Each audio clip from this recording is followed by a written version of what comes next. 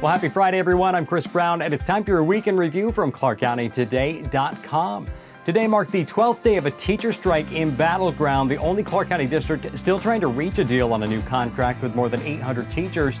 On Friday, Clark County Superior Court Judge Scott Collier issued a ruling agreeing with the district that the teacher strike is illegal and potentially causing irreparable harm to some children in Battleground.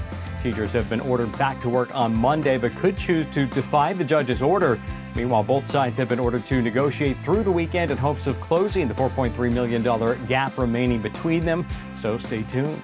17 years ago this week, an act of terror rocked America as a nation.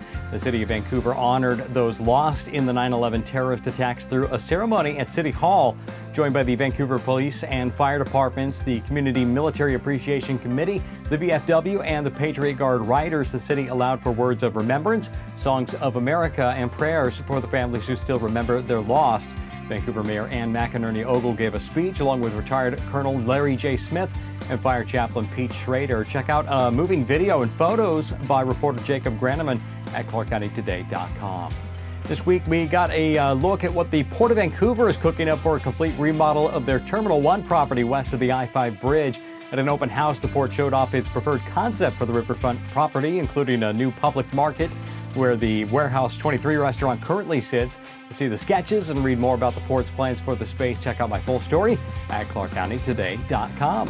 On the high school football news front, the Union Titans went to California, and one of their players was gracious enough to share his thoughts on the trip that included an extra long bus ride due to detours, a win on Friday night, and then a stop at a college football game on Saturday. Meanwhile, the champion Hawkinson Hawks had fun watching themselves on TV. The weekend after their big win, most of the players had recorded the game, which was broadcast live throughout the state. These and notes on all Clark County high school football teams can be found on our high school football page at ClarkCountyToday.com. Get the theme here? Moving on from football, we go to football. Camas senior Maddie Kemp looks back on her incredible career and looks ahead to the rest of this season and then college. Kemp has scored an amazing 95 goals in her career, on track to eclipse the century mark. Oh, and the Papermakers have a state championship and 2 other Final Four appearances in her first 3 years.